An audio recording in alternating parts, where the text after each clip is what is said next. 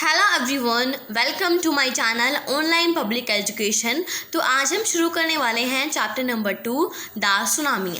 आपने देखा होगा कि जो सुनामी है वो कितना नष्ट करती है, कितना डिस्ट्रक्शन करती है और बहुत सारे आदमी इसमें मरते भी हैं।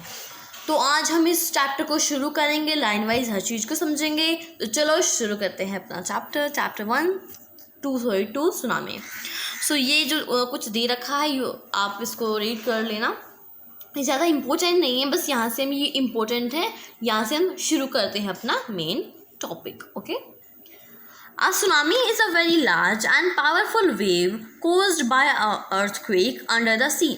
सी के नीचे earthquake आता है, ठीक है। जिससे जो सुनामी है वो मतलब कहे तो जो सुनामी है वो बहुत बड़ी होती है और बहुत पावरफुल उसकी जो वेव होती है वो होती है, ठीक है। तो सुनामी बहुत ज़्यादा होती है और बहुत ज़्यादा पावरफुल होती है और अर्थक्वेक कहाँ आता है, सी के अंदर आता है। तो कहे तो सुनामी बहुत ज़्यादा लार्ज एंड पावरफुल होती है। On 26 December 2004, a tsunami hit Thailand and a part of India such as Andaman and Nicobar Islands and the Tamil Nadu coast. 26 दिसंबर 2004 को सुनामी ने हिट किया था, छुआ था किसको, थाईलैंड को, और कुछ हिस्से मतलब कुछ हिस्से इंडिया के भी थे, जैसे कि अंडमान निकोबार आइलैंड्स हो गया, तमिलनाडु कोस्ट हो गया, इनको छुआ था, मतलब यहाँ सुनामी भी आई थी। Here are some stories of courage and survival. यहाँ कुछ कहानियाँ हैं करेज, साहस की, कैसे हिम्मत दिखाई कैसे लोगों ने, और कुछ यहाँ नाम भी दे रखे हैं, ठीक है। Did animals sense that a tsunami was coming? Some stories suggest that they did. कुछ मतलब एनिमल्स जो होते हैं उनको पहले पता चल जाता है कि सुनामी आएगी। क्या उनमें सिक्स्थ सेंस होते हैं? तो हम इसमें देखेंगे कि फिर हमें पता चलेगा कि क्या जानवरों को पहले ही पता चल जाता है। तो These stories are all from the Andaman and Nicobar archipelago.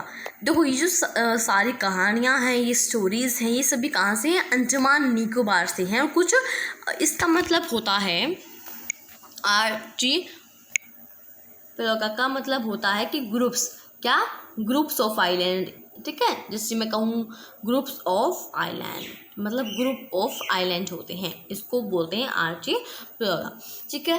तो फिर आसपास के अंडमान निकोबार से ही ये जो कहानियाँ हैं, ठीक है। तो हम शुरू करते हैं।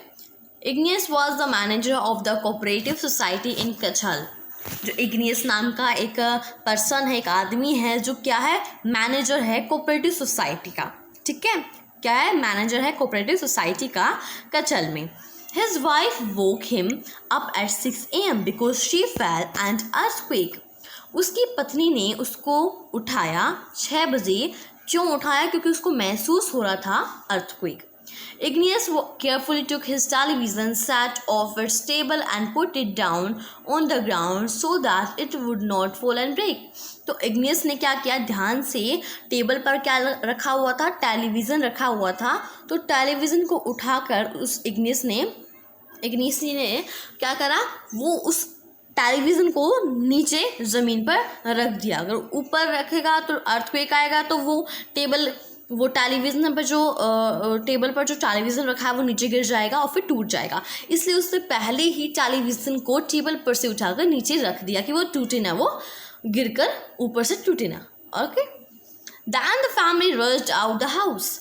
फिर क्या हुआ, फैमिली सारी घर के बाहर चली गई, मतलब बाहर भाग गई, कहीं तो चली गई, ठीक है।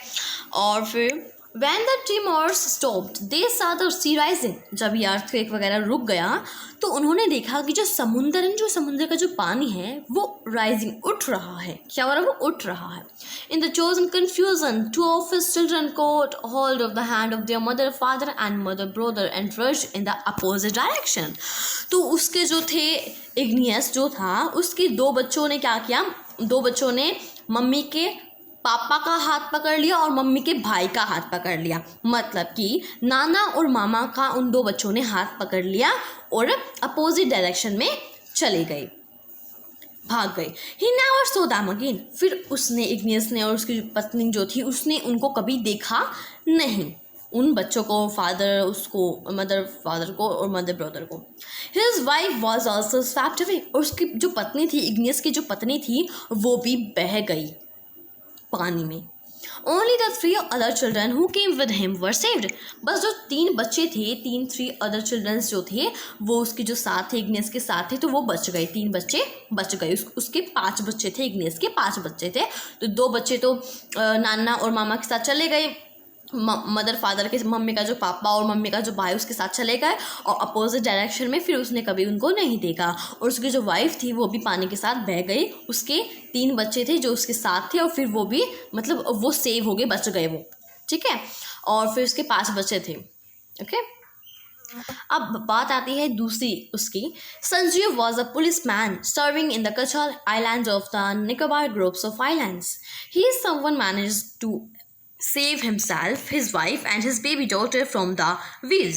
संजीव क्या एक पुलिस मैन है जो क्या है वो कहें तो उसने अपनी पत्नी को और अपने मतलब बेबी डॉटर को, बेटी थी उसकी एक, उसको और अपने आप को उसने बचा लिया, वेव से तो बचा लिया। लेकिन but then he heard cries for help him from the wife of Johan the guest house cook. Sanjeev jumped into the water to rescue her, but they were both swept away.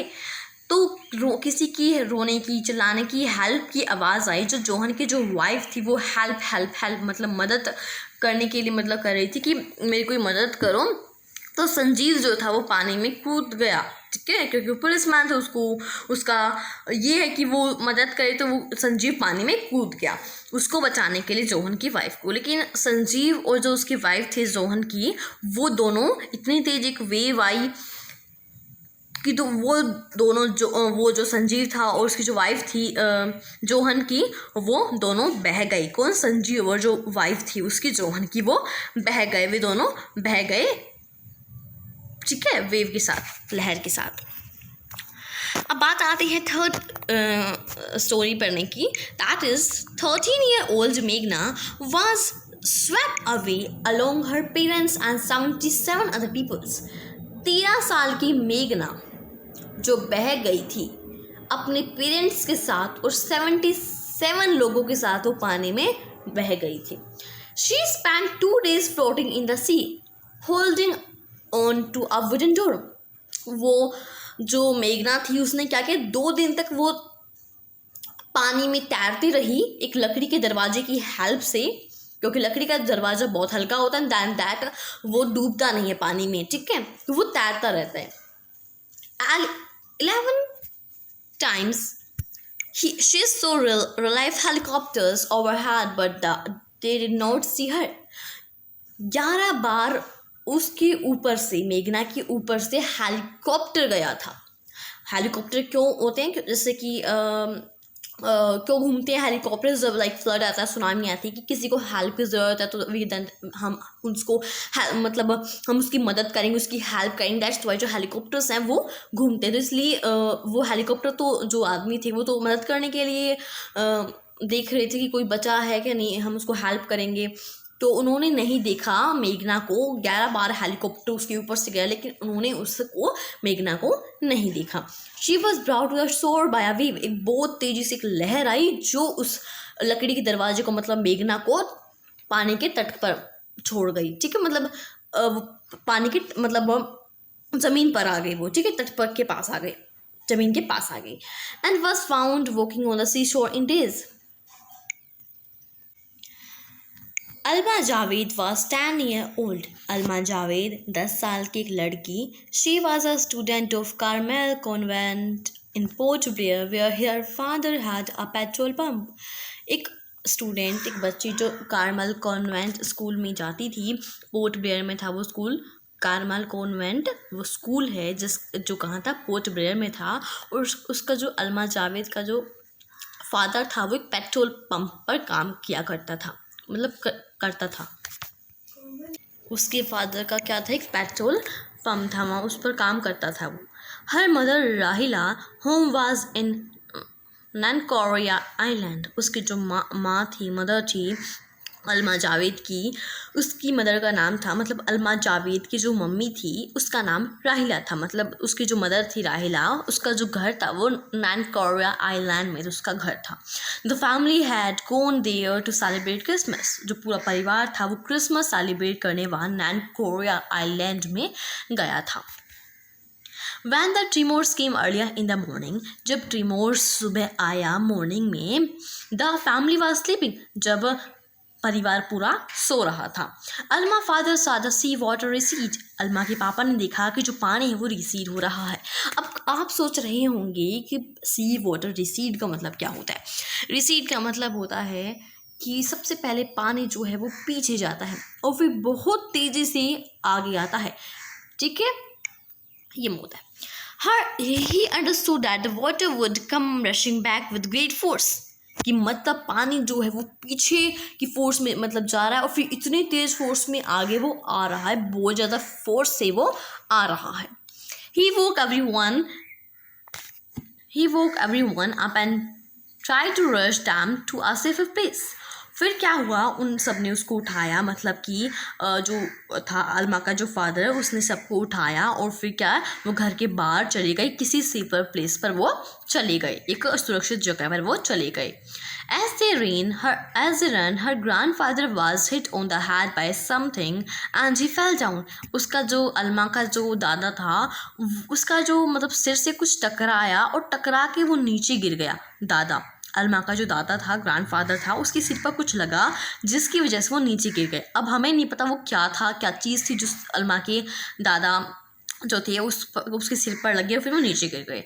Her father rush to help him, उसका जो पापा था मतलब अलमा का जो पापा था, मतलब कही तो ग्रैंडफादर का जो बेटा था वो आया, मतलब उसका पापा था अलमा का फादर, वो क्या मतलब अलमा का दादा के सिर पर कुछ लगा, वो नीचे गिर गए। फिर अलमा का जो पापा था अपने पापा की हेल्प करने आया और फिर then came the first giant wave that swept both of them away. एक बड़ी सी लहर आई जो दोनों को बह ले गई, मतलब कि जो दादा था और जो पापा था, मतलब अलमा का जो दादा था और अलमा का जो फादर था, वो दोनों जो थे दादा और पापा वो दोनों बह गए, एक बहुत बड़ी लहर आई, वेव आई। Alma mother and aunt stood clinging to the leaves of coconut tree. अलमा की जो माँ थी और आंटी थी उन्होंने पकड़ा हुआ था कोकोनट की जो पत्तियाँ थी, कोकोनट की जो लीव्स थी उनको पकड़ रखी थी वो अलमा की मम्मी और आंटी। अलमा की मम्मी और आंटी पत्ते पकड़ी हुई थी, जो कोकोनट की जो लीव्स थी उनको पकड़ कर खड़ी थी। Calling out to her, a wave approached the tree and they two were washed away. एक बहुत बड़ी सी लहर आई, वेव आई, जिस जो पेड़ था वो जड़ से फट गया और वो दोनों भी बह गई, ठीक है, पानी के साथ। अलमा सा log of wood floating, अलमा ने देखा कि एक लकड़ी का एक कुछ log of wood बह रहा है।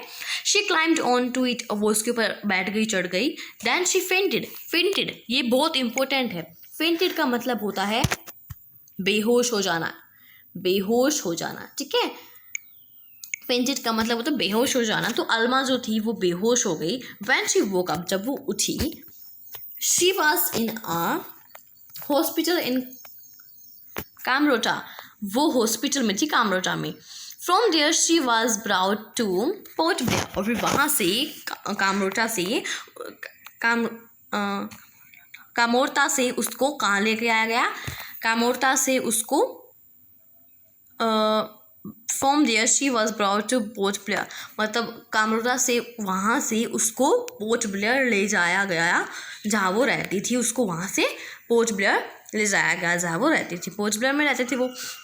The little girl does not want to talk about the incident with anyone, जो छोटी सी जो लड़की थी, बच्ची थी, वो इस इंसिडेंट, इस जो हुआ था इस इंसिडेंट के बारे में बात करना नहीं चाहती थी। उसने सबको खो दिया, अपने परिवार को खो दिया, सब कुछ उसने खो दिया, तो वो बात नहीं करना चाहती थी। शी वॉज स्टिल ट्रॉमेटाइज्ड, इसका मतलब होता है greatly shocked and distressed. Traumatised का मतलब होता है कि बहुत बड़ा शौक लग जाना, मतलब कुछ समझ में ना आना क्या है, क्या हो रहा है, बिल्कुल एक तरह से शौक लग जाना। तो वो एक शौक में, बिल्कुल शौक में वो हो गई थी, उसको पता ही नहीं था क्या हो रहा है।